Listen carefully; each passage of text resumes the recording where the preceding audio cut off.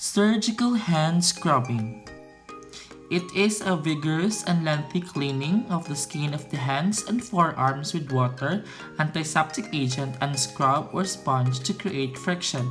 It is also called counted stroke scrub. The purposes are to remove dirt and skin oil from the hands and lower arms and to reduce the microorganisms count to as near zero as possible. The materials needed are surgical cap, surgical mask, antimicrobial soap, plain scrub brush, sterile towels, sink with foot, knee or elbow control, and high faucet. For the assessment, we should determine the need for surgical hand scrubbing. For the planning, we should state the purpose and preparation for surgical hand scrubbing and check for completeness of supply. It prevents having to stop and obtain the materials needed. Implementation. Good day everyone, we are going to perform surgical hand scrubbing. Remove all pieces of jewelry including the wedding ring if any, because jewelry harbors microorganisms. Trim your nails if needed. No nail polish or artificial nails should be worn.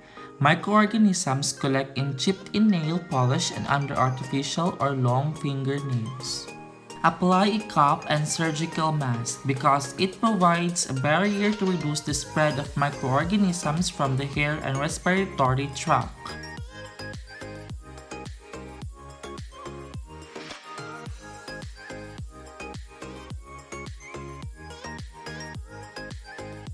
Stand before the sink, keeping body away from it. Turn on the water and adjust the pressure using the foot or the elbow control. Free hands from touching anything. The water should remain running. Holding your hands above your elbows, wet the skin from your fingertips to elbow. Since your hands will be the cleanest and once the scrub is completed, follow the principle of allowing water to flow from the cleanest area to the most contaminated area. When using a pre-packaged scrub brush sponge pad, open the package, remove the nail cleaner, and clean the nails and discard. Remove the brush and discard the wrapper. Do not set down the brush once the scrub is begun. If the brush or sponge is not impregnated with the cleaning agent, moisten the brush or pad and dispense the soap onto it. Because once the scrub is begun, the brush is never put down until the scrub is complete as it would be then contaminated.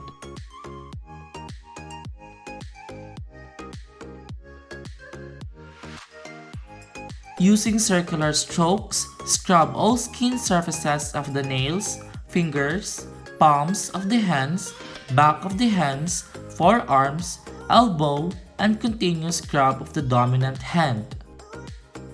Because the scrubbing action loosens resident bacteria and contaminants, thus facilitating their removal. Circular motions mechanically remove microorganisms.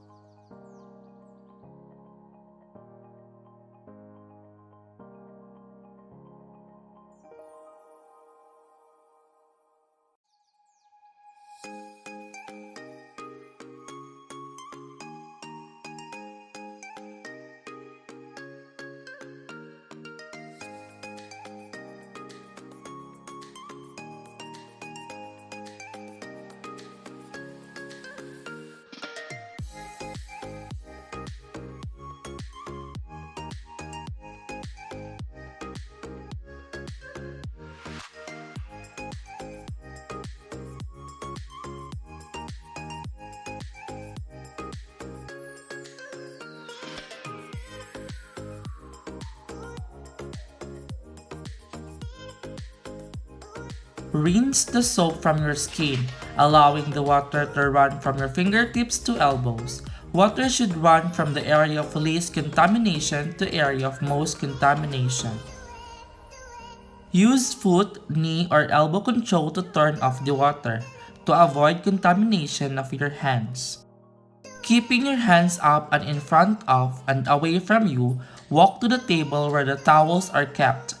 Pick up the sterile towel by one end and allow the towel to unfold.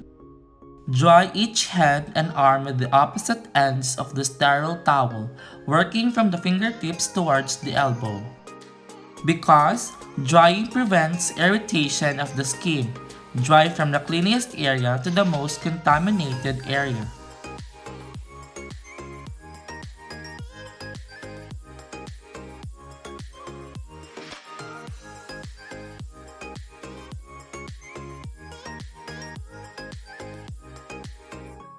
Discard your towel properly. Keep your hands above your waist at all times. Keep your hands in your line of vision to prevent contamination.